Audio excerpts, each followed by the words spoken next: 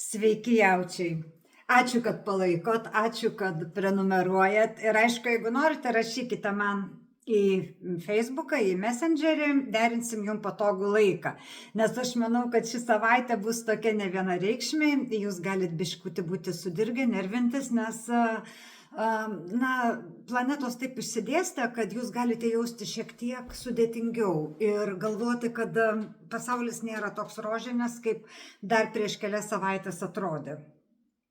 Todėl savijauta, nuotaika gali būti tai labai gera, tai labai bloga, tai vėl kažkaip tai vienu žodžiu, turėsite labai daug preteksto biški pasinervinti. Kartais ir be reikalo, bet nieko čia nepadarysi, taip jau viskas yra susiklostę.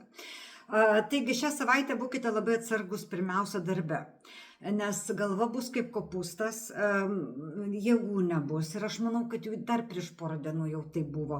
Nes čia jau yra nuo lapkričio pradžios pas jūs tokie dalykai. Kai rankos nekyla kažką dirbti, tai yra, turiu galvoje, net ne fizinę, o protinę veiklą. Ir sudėtingiausia bus tiem žmonėm, tiem jaučiam, kurie dirbate protinę darbą, reikia susikaupti, reikia rašyti darbus, reikia kažką spausdinti, kūrybiškai pažiūrėti į savo situaciją, o jūs tiesiog ne tik, kad nenorite, tiesiog neturite jėgų. Tai noriu jaučiam pasakyti tai, kad nesinervinkit, visiems dabar prastai, bet jums, žinot, kad gyvenime eina viena juosta balta, kita juoda, viena balta, kita juoda. Tai dabar jums šitą savaitę tokia yra gana sudėtinga.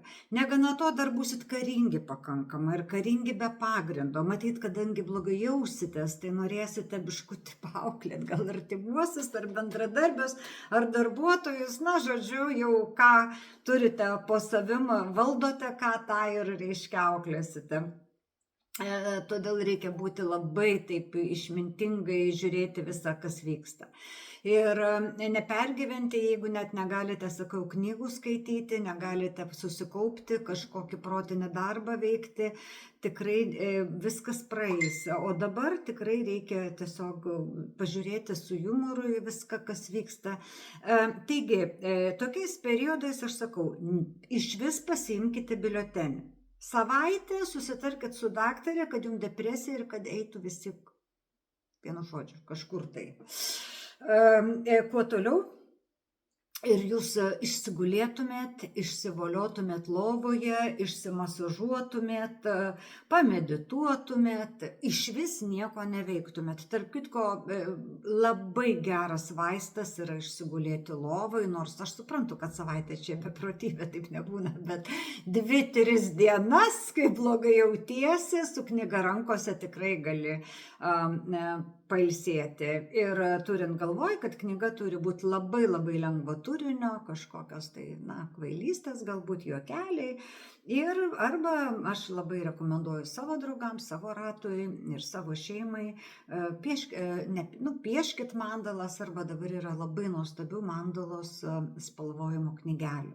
Taigi, brangieji, būkite meditaciniai būsenui, nekreipkite dėmesio, visa tai praeis ir ta savijauta atsistatys.